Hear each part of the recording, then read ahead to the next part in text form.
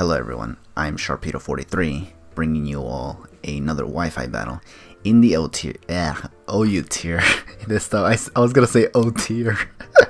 There's no such thing as an O tier.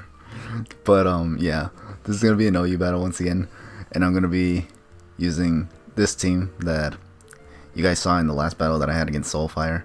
My opponent for this battle is going to be someone by the name of Giratina-gelatina, or I don't know if that's supposed to be English for Giratina-gelatina or something like that. I don't know. But if that's the case, that's interesting. His name is Mario, so maybe it's supposed to be a Spanish name, but whatever. It's all good. Yeah, so it's going to be an OU tier battle. I wanted to try this team out once again, the one that I actually used against Soulfire, because I was wondering, is this team actually pretty decent? Like, I wanted to know if this team that I made was actually very decent or not. And this battle is basically going to tell me whether or not this team was decent or not. But yeah, so this is going to be the battle. As you can see, your boy Mario is going to lead with, I forgot what. I think it's Venusaur. Yeah, he does lead with Venusaur. And I lead with Braviary, which means that, yeah, this lead is actually very ideal for me, because Braviary can definitely annihilate this Venusaur, especially if it's that Mega Venusaur. However, I don't think he's going to want to stay in and just take a Brave Bird, honestly.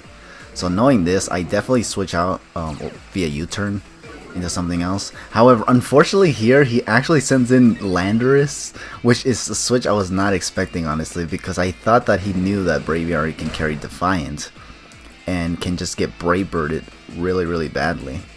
But unfortunately, I did not see this coming. This play actually threw me off big time, because I actually was expecting him to switch into Celesteela, honestly. Just because Celesteela can definitely wall Braviary. But he goes into Landorus-T, which, damn, had I gone for Brave Bird there, I could have definitely just taken him out right there. Well, maybe not. I could have probably two-shot him or something. But yeah, that kind of blew, honestly, that I actually didn't get that nice damage from either Return or Brave Bird right there, with Braviary abusing the Defiant boost, because now unfortunately I just U-turn and get the hell out of here. I go into Swampert, which was the intended switch had he gone to Celesteela, but unfortunately, as you can see, it went to Landorus. So what I'm going to do here with Swampert now is capitalize on the fact that he's in a very bad matchup, so I'm just going to go for Stealth Rocks here. I went for Scald here knowing he was going to switch back into Venusaur. And I was hoping that I at least get the burn, because I can't really poison a Venusaur, in all honesty, due to its poison typing. So what I'm gonna do now is hard switch into Rotom after I went for Scald, you know. And I was anticipating the Sludge Bomb, but honestly, it's because the problem with this team right now, I'm starting to realize, is that nothing really switches in on Venusaur. Diancie and Swampert both just get Giga Drained, and everything else just kind of gets Sludge Bombed. Magnezone gets HP fired, I believe, so yeah, there was no way around this thing. And as you can see, I went for Pain Split, I think, here, and then he went for Synthesis. I wanted to know if this Rotom could actually outspeed this Venusaur, because if it can outspeed, then it must be defensive, and this allows for my Magnezone to outspeed it, maybe, if I can actually cripple this Venusaur. Because this Venusaur right now, let me be honest with you, this Venusaur is actually the biggest threat on his team right now, because it literally hits anything on my team really hard if I try switching it in. In other words, I have no switch-ins for this team, so as a result, I'm just kind of forced to sit around here with Rotom, taking Sludge Bombs for days, and just going for Pain Split. The goal here was literally just for me to either PP stall him or just kind of force him to switch out, in the sense that he'll probably be all like, you know what, this is getting kind of boring, I'm going to switch out. Like, I was hoping he'd have that kind of mindset where he'd actually want to switch out. But as you can see here, he had no problems going for the Synthesis, and I just kept going for Pain Splits, because like I said, I can't switch out anyways, because I have no switch-ins to a Venusaur. And not to mention, nothing can just straight up one-shot it. Braviary can, but since he got the rocks up with Landorus-T, I believe, I can't really do anything. I can't just switch in Braviary on the off chance he goes for Sludge Bomb, gets the poison, and then just completely destroys my Braviary. So that's not what I wanted to do, obviously. So I'm just gonna keep going for Pain Splits right here, and just hope that that he doesn't, like, what I wanted to do here was, seeing how he just wants to stay in now, I wanted to see if he can maybe just get withered down to the point where I can just revenge KO it with something else, such as Magnezone. In fact, I think here what I wanted to do was, seeing how my Rotom can outspeed it despite being a defensive variant, tells me that this Venusaur is definitely a defensive variant as well, whether it be speed def or physically defensive, but it's defensive and not speed invested, or at least not speed invested enough to outspeed my Rotom. So I figured, you know what, let's just go into Magnezone right now, because I'm certain I can outspeed it with Magnezone, because I think this Magnezone definitely has some speed investment, enough to outspeed a defensive Venusaur. So here I'm just going to go for the Flash Cannon, just to take it out. I was actually hoping this thing would not survive, if it was a speed def invested one. But I don't know if it was or not, but bottom line was that I just managed to get rid of this Venusaur. Now here he actually makes a misplay and actually goes into Celesteela. But let me tell you, this Celesteela is a real pain in the rear end, and I'm starting to kind of understand why the hell this is the thing. But even then, I still can't believe this Celesteela is a piece of shit. Because look, he's gonna go for the freaking Leech Seed here. And I'm gonna go for Thunderbolt. Or I already went for it, actually. Then he went for Leech Seed. He's gonna get Leftovers. He's gonna get Leech Seed. And I was thinking, okay, I should still be able to KO this, honestly. He reveals Protect, and I was like, okay, you know what? That's to be expected as well, because Celesteelas do in fact tend to carry Leech Seed with Protect most of the time. So I was thinking, okay, after another Thunderbolt, I should be able to take it out. But here's the part where I kind of where I go back to the whole, I can't believe the Celesteela is really, really annoying, even though I clearly now know how it's annoying a lot of people, honestly. But I still can't believe it, because, yeah, he tries to get a second Protect off. Thankfully it doesn't happen. But look, I go for Thunderbolt, and god damn it, this thing still freaking lives. I was like, what the fuck? Seriously, this thing was supposed to be dead, and it just stayed alive. Like, how on earth? Super effective 130 base special attacks Thunderbolt from Magnezone Stab was not enough to take out a freaking Celesteela. That shit pissed me off, because now this guy can just get more Leech Seed and just spam more Recoveries. He doesn't switch out, obviously, because I have Magnet to pull on this Magnezone, and I just can't force him to switch. I mean, he can't switch out as a result. He's trapped, basically. So his only strategy is to basically go for Leech Seed and Protect all the damn time, because that's literally all he can do. Thankfully, he does not get that second Protect once again. And I just, now am able to take out the Celesteela, but not without it getting crippled, in all honesty. Now here I think he's going to send in Landorus-T. No, not Landorus-T, what's it called? This Kyurem-Black, which is another Pokemon I don't necessarily have the best switch into, honestly. So I just let my Magnezone die. And looking at the rest of his team, it can't really outspeed anything else. I don't even think this thing outspeeds Landorus, even if it's defense invested, in all honesty. So I kind of just decided to let Magnezone die here. And now here's where I decided to send in Swampert, because I was thinking, you know what, what's the worst this thing can do? Ice Beam, maybe? But this thing actually turns out to be a freaking Sub-Zero Slammer Kyurem-Black, and if I am guessing correctly, I have to assume that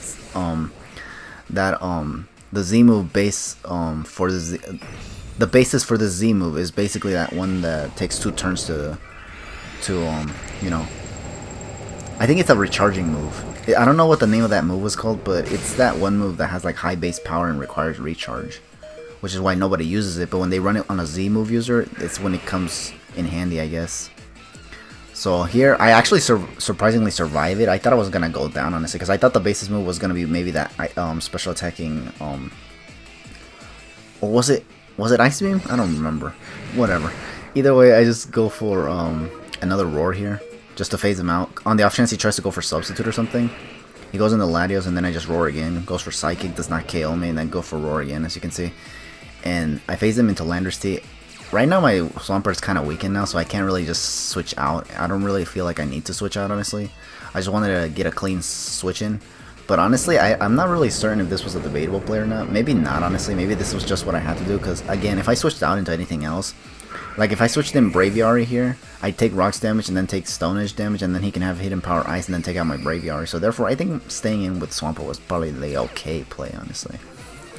Here I'm going to go into Tapu Lele, and I'm going to go straight for the Psychic, because, yeah, nothing in his team can take Psychic very well other than Latios, but is he really going to want to switch in Latios on a possible Moonblast? Well, no, but he is going to sack this this Kyurem-Black, which at first I thought it was a debatable play, in all honesty, because this thing can actually put in a lot of work against my team. But then again, he probably figures that my Braviary is Scarf, so therefore he kind of figured, yeah, there's no point in keeping that around, since I now know it's not Scarf, because most Kyurem-Blacks are typically Scarf. At least from my experience, they have been.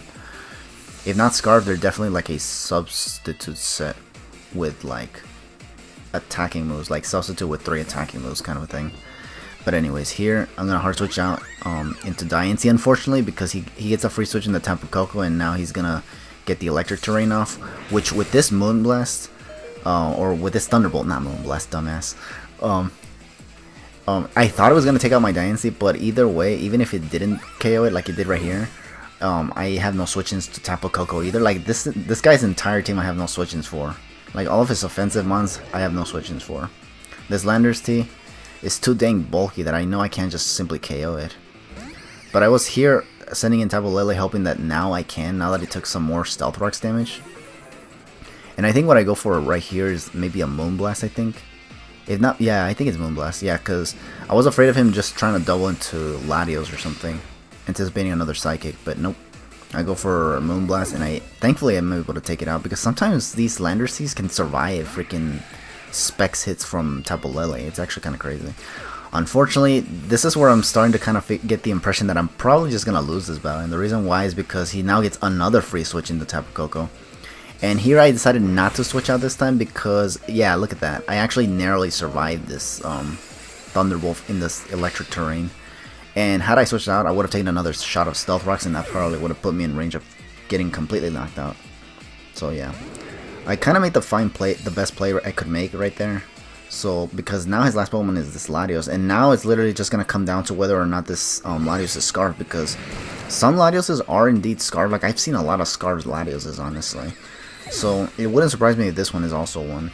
So, but there has been some that run like sub Calm Mind as well. So I'm just like, okay, is this thing Choice Guard? And as you can see, it is in fact Choice Guard, and because my Bravey already took Stealth Rock damage, I am not able to survive this Psychic. So, because it's Latios, or it comes from a Latios.